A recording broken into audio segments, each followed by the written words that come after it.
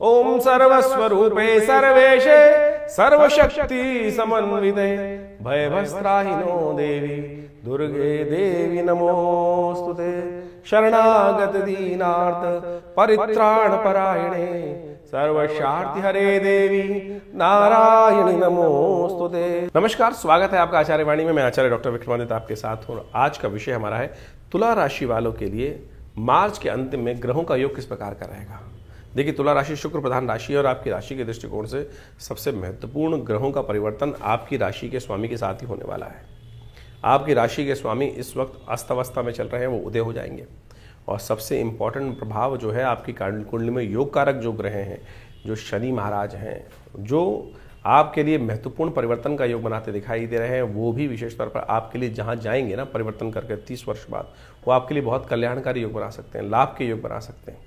ऐसे में तुला राशि वालों के लिए खास तौर पर ये समय जो परिवर्तन का दिखाई दे रहा है वो व्यवसायिक दृष्टिकोण से लाभ का योग बनाता दिखाई देगा। यानी व्यवसाय में विशेष तौर पर आपके लिए कई ऐसे बंद दरवाजे खुलने का योग बन सकता है इस शनि के परिवर्तन के साथ, क्योंकि इसके संबंध में बात करना सबसे जरूरी है, क्योंकि शनि महाराज ही परिवर्तन की तरफ जा रहे हैं और ऐसे में नए कारोबार के रास्ते खुलते दिखाई देंगे आपके लिए। खासतौर पर शनि महाराज धन प्रतिष्ठा सब प्रकार से आपके लिए वो आगे बढ़ने के योग बनाएंगे। तो ऐसे में ये बहुत महत्वपूर्ण समय है। ये शनि का प्रभाव 30 वर्ष बाद आपके लिए जहां आकर तैयार है। ये 2.5 वर्ष आपके लिए शत्रुओं को क्षय कर देगा। आपके कॉम्पिटिटर्स एक तरह से बोलते हैं ना, हथियार डालकर आपके समक्ष नतमस्तक हो सकते हैं। इतना महत्वपूर्ण समय है, प्रबल विजय का योग है। यदि मुकदमे इत्यादि चल रहे हो, कहीं कॉन्फ्लिक्ट चल रहा हो, तो इस समय का यूटिलाइजेशन प्रॉपर्टी कर लीजिए।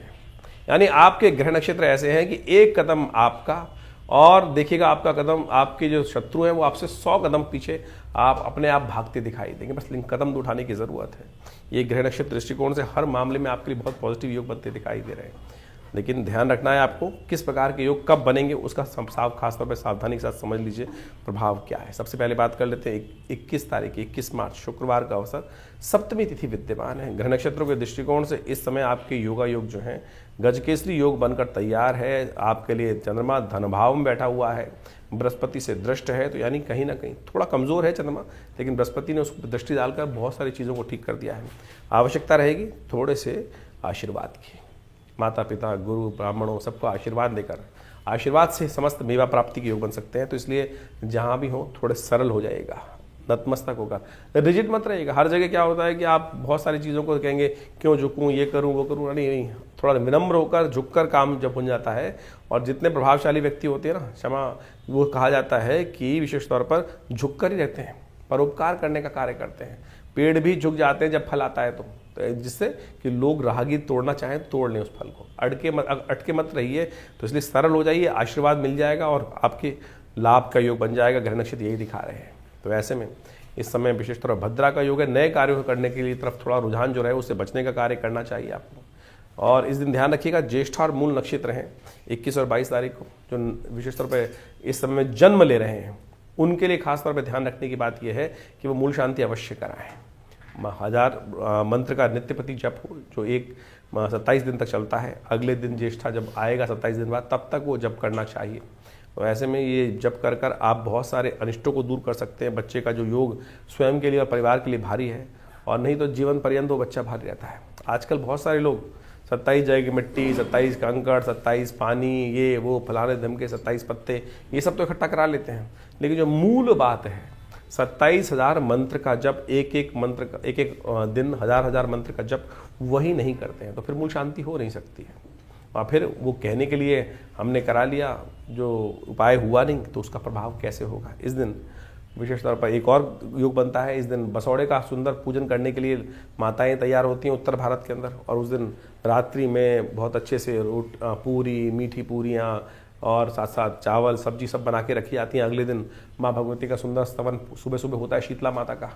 तो उससे बहुत सारे औषध विज्ञान के अनुसार से बहुत सारी इम्यून को बूस्ट करने के लिए रास्ता बनता है। 22 तारीख शनिवार का अवसर है और उस दिन अष्टमी तिथि है, शीतला माता का पूजन है, अष्टमी है, और साथ साथ उस दिन संतान अष्टमी का योग भी बनता है। ग्रह नक्षत्रों के दृष्टिकोण से आपके लिए ग्रह परिवर्तन की तरफ जा रहा है और ये नया पराक्रम उदय करने का योग बनाएगा। बहुत सारे लोगों से सहायता प्राप्त करने के योग बन सकते हैं, लेकिन बहुत सारा इमोशनल चक्कर भी रहेगा। बहुत सारा मन कहीं ना कहीं दोस्तों के इमोशंस में कहीं बह मच जाएगा। बहुत सारे लोग इमोशनली आपको टॉर्चर करने का योग बना सकते हैं, तो इसलिए अपने थोड़ा रिजिड रहते हुए, स्वार्थी रहते हुए कार्य करने का प्रयास करें, वो अच्छा रहेगा। इन 2-3 दिनों में बहुत सारे अच्छे आगे बढ़ने के रास्ते बनेंगे आपके लिए, लेकिन संपर्कों का लाभ उठाएंगे तब। तो ऐसे में विशेष तौर पर एक बार शनि, क्योंकि शनि जयंती इस दिन विशेष तौर पर शीतला माता का पूजन किया जाता है, तो अवश्य जो शीतला माता की पारंपरिक पूजा है उसको अवश्य करें। 23 तारीख रविवार का अवसर, नवमी तिथि विद्यमान है। ग्रह नक्षत्रों के दृष्टिकोण से इस दिन शहीदी दिवस भी है जो 23 मार्च को होता है। जिन लोगों ने भारत की स्वतंत्रता के लिए फांसी तक को चूम लिया, तो उनके लिए अवश्य कुछ न कुछ श्रद्धा के सुमन, गायत्री का जप अवश्य करें। हमने विवेकानंद योगाश्रम में इस दिन गायत्री का यज्ञ भी रखा है। ग्रह नक्षत्रों के दृष्टिकोण से बड़ा सुंदर योग है इस दिन आपके लिए। ये आपके लिए स्वार्थ से कार्य सिद्धि के योग बनते दिखाई दे रहे हैं, इसलिए बहुत सारे स्वार्थ को अपने आगे रखते हुए कार्य करेंगे तो आपके कार्य पूरी तरह से संपादित होने के योग दिखाई देते हैं। 24 तारीख का दिन सोमवार का अवसर, दशमी तिथि विद्यमान है और इस दिन ग्रह नक्षत्रों का योग थोड़ा स्वास्थ्य के लिए भारी दिखाई देता है, लेकिन गजकेसरी योग निर्माण है। बृहस्पति जो है अष्टम भाव में बैठकर चंद्रमा पर दृष्टि डाल रहे हैं और ये आपके लिए आगे बढ़ने का योग बनाएंगे। ये लाभ का योग भी बना सकते हैं आपके लिए। ये 2-3 दिन खासतौर पर आपके लिए, मैं कहूँगा 5 दिन आने वाले बहुत कई मामलों में लाभ के हैं, इसलिए हल्का मत लीजिएगा। बहुत सारी जो आपकी राशि के दृष्टिकोण से ना कि आप फंसे रहे बीच में डामाडोल वाली मामले में नहीं, जिस तरह से जो कार्य करना है उसको करने का पूर्ण तरह से प्रयास कर लीजिए, वो आपके लिए बड़ा अच्छा योग बनाएगा।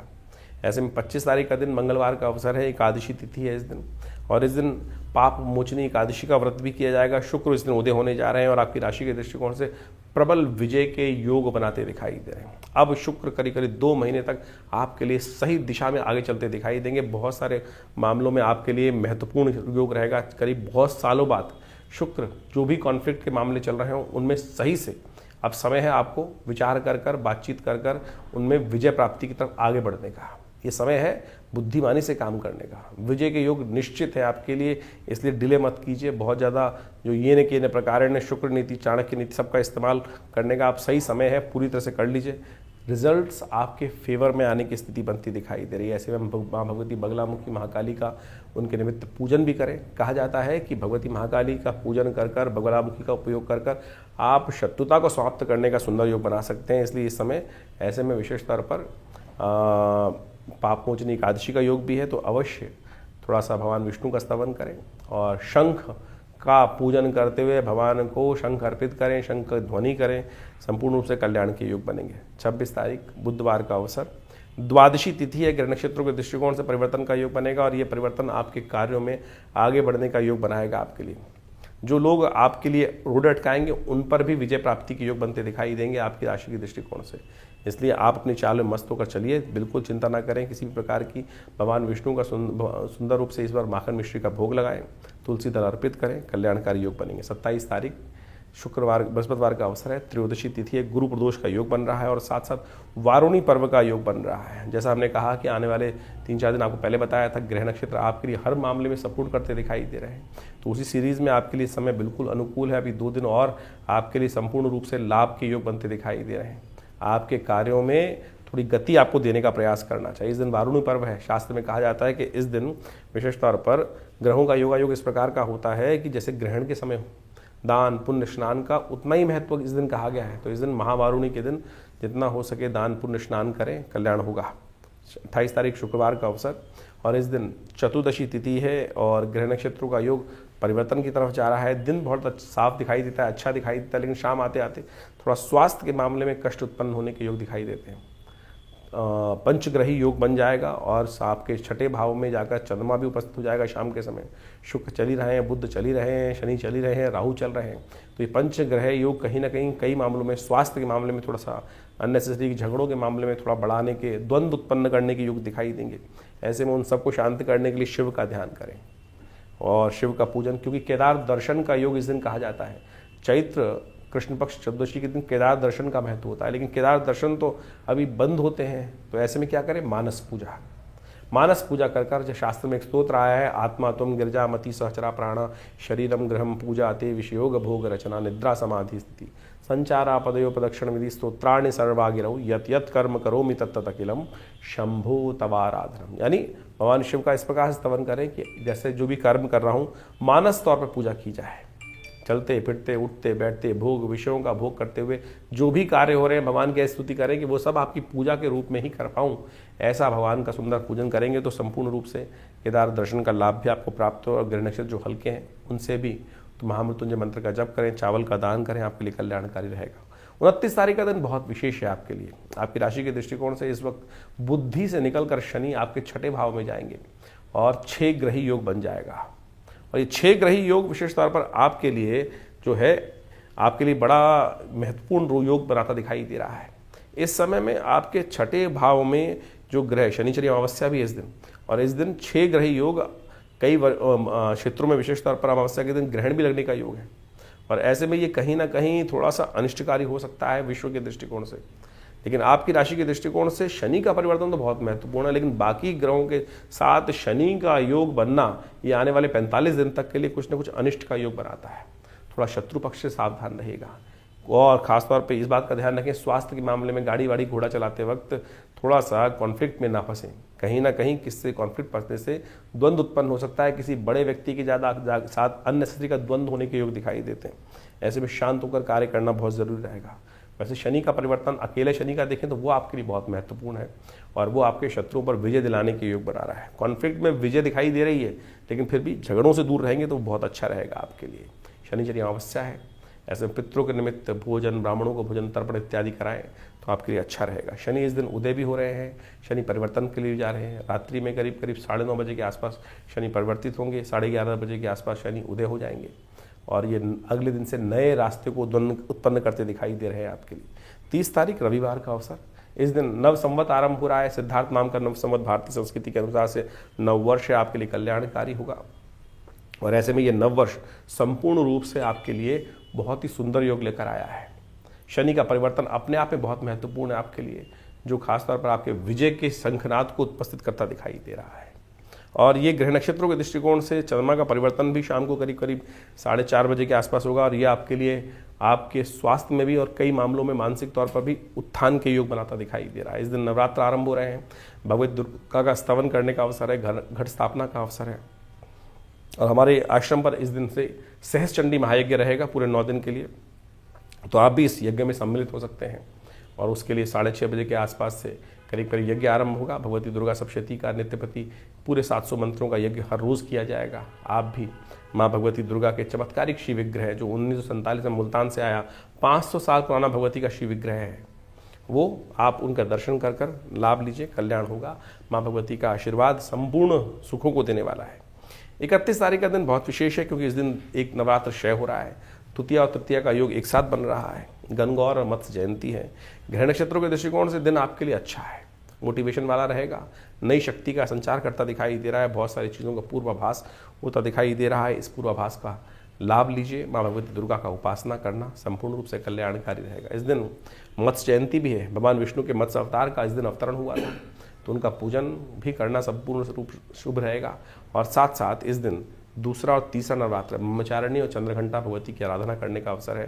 ध्यान रखते हुए कार्य करें, कल्याण होगा। तो इस प्रकार से आपने ग्रहों का योगा योग समझा कि आपकी राशि के दृष्टिकोण से योगा योग किस प्रकार का बन रहा है। और देखिए अभी चैत्र का महीना आरंभ हो गया है, नव संवत इस आरंभ हुआ चाहता है और इसी दौरान में नव संवत भी आरंभ हो जाएगा। और इस बार संवत जो है बहुत ही महत्वपूर्ण है।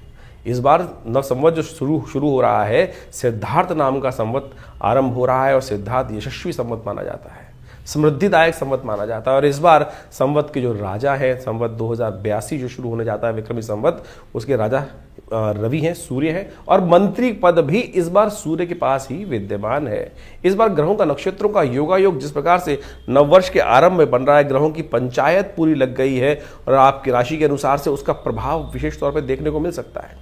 विश्व एक अशांति के मुखार पर आकर बैठा हुआ है और ऐसे में आप समझें जो नववर्ष आरंभ हुआ उस समय 5 ग्रहों की युति एक स्पेसिफिक भाव में बनकर जो बन रही है, वो राज्य विश्व में कहीं ना कहीं प्राकृतिक आपदाओं का योग बना सकती है। साथ साथ कहीं ना कहीं विस्फोटक योग बनता दिखाई दे रहा है। युद्ध जो है आप समझे किस प्रकार से बहुत सारे विश्व के देशों में आपस में सामंजस्य स्थापित है नहीं, और वो कहीं ना कहीं भयावह स्थिति ये बनने के कगार दिखाई देती है। और शनि महाराज का पदार्पण जैसे ही मीन राशि में इस नव संवत्स की पूर्व संध्या पर हुआ है, वो दिखाता है कि कहीं ना कहीं ये विश्व जो है वो कहीं ना कहीं, जब भी आप देखें पिछले करीब करीब 3 बार के पिछले 90 सालों के अंदर हमने एनालाइज करने का प्रयास किया, शनि जब भी मीन राशि में आते हैं और वो कहीं ना कहीं अशांति का वातावरण बनाते हैं, और उसके बाद आगे जाके स्थितियां और खराब ही होती हैं। जैसे प्रथम विश्व युद्ध के दौरान पे देखें, जब मीन पर आए उसके बाद जैसे ही आगे बढ़े और उसके बाद भयावह स्थिति विश्व में अशांति की तरफ चलती चली गई। द्वितीय विश्व युद्ध के समय भी इसी प्रकार का वातावरण बना हुआ था। उसके बाद 1960 के दशक में भी इसी के 64 के आसपास का भी यही वातावरण रहा है। तो ऐसे में ध्यान रखते हुए कार्य करने की ज़रूरत है। विश्व के प्रणेताओं को बहुत सोच समझ कर कार्य करने की ज़रूरत है। इस बार एक और विशेष तौर पर ग्रहों का योगा योग बन रहा है, जो नव संवत के साथ साथ इस बार नवरात्र आरंभ हो रहे हैं। भगवती का जो पदार्पण हो रहा है, वो पदार्पण जो हो रहा है वो तो हाथी पर हो रहा है, लेकिन भगवती का जो गमन हो रहा है यानी प्रस्थान जो हो रहा है वो महिष पर होता दिखाई दे रहा है। वो अशांति कारक है, कहीं ना कहीं रोग कारक दिखाई देता है, कहीं ना कहीं शोक कारक दिखाई देता है, अनिष्टकारी योग बनता दिखाई दे रहा है। तो ऐसे में सुंदर रूप से यथाउचित भाव से भगवती का सुंदर स्तवन कीजिएगा, प्रार्थना कीजिएगा कि माँ भगवती जब आई हैं समृद्धि दानक हाथी में सवार होकर आई हैं तो हमारे जीवन में कल्याण का मार्ग प्रशस्त हो। माँ भगवती को सुंदर प्रसन्न करने का प्रयास करें, कन्या पूजन यथाउचित भाव से करने का प्रयास करें। जैसा कि नवरात्र का सुंदर योग है, उसमें विशेष तौर पर समस्त अनिष्टों को दूर करने के लिए हमारी संस्कृति बताती है कि हम प्रार्थना करके माँ भगवती को प्रसन्न कर कर अपने जीवन के कष्टों को दूर करने का योग बना ही लेते हैं। तो इसी प्रकार से जैसा हमने आपको समझाने का प्रयास किया है, आपकी राशि के दृष्टिकोण से जो योगा योग है वो भी आपको समझते हुए कार्य करने का प्रयास करना चाहिए। देखिए, ग्रहों का योगा योग हर व्यक्ति के जीवन में अलग अलग प्रभाव डालता है। किसी के जीवन में सुख समृद्धि के योग बनते हैं, किसी के जीवन में असमृद्धि के योग बन जाते हैं। सारा डिपेंड करता है आपके कर्म के अनुसार से। समस्त जीवन में यदि अनिष्ट योग बने भी हों तब भी यदि हमारे शुभ कर्म हैं तो कहीं ना कहीं हमको बचा के निकाल देंगे। और लोगों के मन में यह भाव रहता है कि शुभ कर्म किए कैसे जाते हैं। जो शुभ कर्म है वो वास्तविक तौर पे आपकी मानसिकता पे व्यक्त करते हैं। आप शुभ कर्म प्रत्यक्ष रूप से कर रहे हैं लेकिन मन आपका वहां नहीं है, तब कोई फायदा नहीं है। मनेव बंधन कारण मोक्ष शास्त्र कहा जाता है। हम भगवान का स्तवन कर रहे हैं, भगवती का स्तवन कर रहे हैं, रुद्राभिषेक कर रहे हैं, पूजन कर रहे हैं, लेकिन मन कहीं ना कहीं संसार में लिप्त है, उस परमात्मा की तरफ मन है ही नहीं, तो उस कर्म का फायदा ही क्या।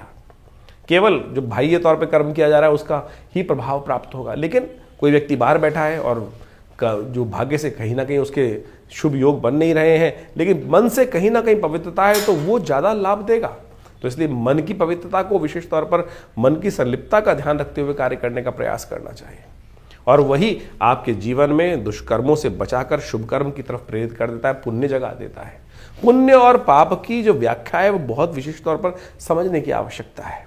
शास्त्र में इसको अनेक प्रकार समझाने का प्रयास किया गया है। शास्त्र में उपनिषद में एक कथा आती है, वो आपको समझनी चाहिए। एक कथा उपनिषद में बड़ी विचित्र प्रकार से बताई गई है। एक महात्मा थे, यज्ञ करते थे, पूजन पाठ बहुत बढ़िया करते थे और लोगों को प्रेरित करते थे। उन्हीं के आश्रम के बाहर एक कसाई दुकान चलाता था जिसमें जीव हत्या करता था, मांस बेचता था। संयोग से दोनों की मृत्यु एक ही समय पर हुई, और कहा जाता है कि जब दोनों की मृत्यु एक समय पर हुई तो धर्मराज के समक्ष जब उपस्थित किया गया तो संत ने, क्योंकि यज्ञ इत्यादि किए थे, पुण्य किए थे, तो उनको अच्छा जो सम्मान हो सकता है, सम्मानित पद हो सकता है, ऊर्ध्व लोक होते हैं, वो प्राप्त हुए। लेकिन संत थोड़ी देर रुक गए क्योंकि उन्होंने पीछे देखा कि वो कसाई भी उनके साथ लाइन में लगा हुआ है, क्योंकि मृत्यु देवयोग से एक साथ ही हुई थी। तो जब कसाई का नंबर आया तो कसाई को विशेष तौर पर वही लोक प्राप्त हुए जो महात्मा को प्राप्त हुए। महात्मा वहां चीख पड़े। उपनिषद की कथा विशेष तौर पर ये बात करती है। तो जब चित्रगुप्त से पूछा गया कि संत ने कहा कि भाई यहाँ भी वो स्थिति है क्या कि जो लोग काम सही नहीं कर रहे हैं उनको भी विशेष तौर पर गलत कार्य करते हैं, अशुभ जीव हत्या करते हैं, उनको भी ऊर्ध्व लोक प्राप्त होते हैं। तो चित्रगुप्त ने उनका लेखा जोखा देख के बताया कि महाराज, इस जीव की जो स्थिति थी जीव आत्मा की, वो ऐसी थी कि काम तो वो कसाई का करता था लेकिन मन से पूरा सरल था, क्योंकि यही भाव रहता था कि महात्मा इतने सुंदर कार्य करते हैं और मुझको, क्योंकि मुझे कुछ आता नहीं है, परिवार का जीवन यापन करने के लिए कसाई का काम मिल गया है, तो कब मेरे भाग्य जागेंगे और मैं भी महात्मा की तरह पुण्य कार्य करूंगा, यज्ञ करूंगा। मनेव बंधन कारण मोक्ष, और इसी मन के द्वारा किए गए शुभ कर्म के कारण से उसको वही लोग प्राप्त हुए जो यज्ञ इत्यादि पुण्य इत्यादि करने से उन महात्मा जी को प्राप्त हुए थे। कहने का सरल अर्थ यह है कि मन से सरल रहिए। पता नहीं संसार में कब हमारे द्वारा कौन सा कर्म हो जाता है, जो प्रत्यक्ष कर्म है कौन सा हो जाता है, लेकिन मन से वास्तविक तौर पर अगर निवृत्त रहोगे उस दुष्कर्म से भी, तब भी आप अपने उस परलोक को सुधार सकते हो। तो लोक परलोक दोनों सुधारने का हमको प्रयास करना चाहिए। तो यही अध्यात्म का अर्थ है, और यही इस ज्योतिष के दृष्टिकोण से बहुत सारे लोग ज्योतिष को अध्यात्म से अलग कर देते हैं। अरे ज्योतिष अध्यात्म से अलग हो ही नहीं सकता है। कुछ तथाकथित लोग ज्योतिष को अध्यात्म के साथ जोड़ेंगे, समझेंगे, तभी आपको वास्तविक जीवन का सत्य प्राप्त होगा। तो ये जो हमने आपके समक्ष कथा रखी है, इसको सही से समझते हुए कार्य करने का प्रयास करें। और हमारा जो ये चैनल है आपके साथ हमेशा ही रहता है। आपके मन में भी बहुत सारे प्रश्न चल रहे होंगे, चिंता ना करें, उन प्रश्नों का निवारण करने के लिए हमने ये चैनल आपके साथ रखा ही हुआ है। तो आप अपने मन के प्रश्नों को हमें व्हाट्सएप के माध्यम से भेज सकते हैं। और हम तो एक और कार्य आरंभ कर दिया है हम लोगों ने। महीने के पहले रविवार के दिन सुबह 8 बजे से लेकर करीब करीब 10 साढ़े 10 बजे तक आश्रम में एक विशेष तौर पर समागम का कार्यक्रम रखा गया है। उसमें यज्ञ में भाग भी ले सकते हैं और विवेकानंद योगाश्रम दिल्ली में आकर अपने प्रश्नों का समाधान भी जान सकते हैं। तो आप विवेकानंद योगाश्रम में सादर आमंत्रित हैं। हर रविवार को, पहले रविवार को विशेष तौर पर समागम का सुंदर व्यवस्था है, कोई शुल्क नहीं लिया जाता है। आप आए, अपने प्रश्न का निवारण सीधा हमसे कर सकते हैं और उस माँ भगवती का दर्शन भी कर सकते हैं, शुद्ध यज्ञ में भाग भी ले सकते हैं, कीर्तन में भाग ले सकते हैं। और अपने प्रश्नों का निवारण करने के लिए रविवार के दिन सुबह 8 बजे से लेकर साढ़े 10 बजे तक दिल्ली में विवेकानंद योगाश्रम में आप पधार कर अपने प्रश्नों का समाधान भी जान सकते हैं। और वैसे व्हाट्सएप के माध्यम से तो आप हमारे साथ जुड़े रहते हैं। तो चैनल पर भी हम समय समय पर लगातार अनेक समय पर अनेक ग्रहों योगों के साथ साथ विभिन्न जो उत्सव आते हैं उन सब के बारे में आपको जानकारी देते ही रहते हैं। तो जुड़े रहे हमारे इस आचार्यवाणी चैनल से और आपका जीवन में कल्याण होने का योग बनता रहे। धन्यवाद, नमस्कार।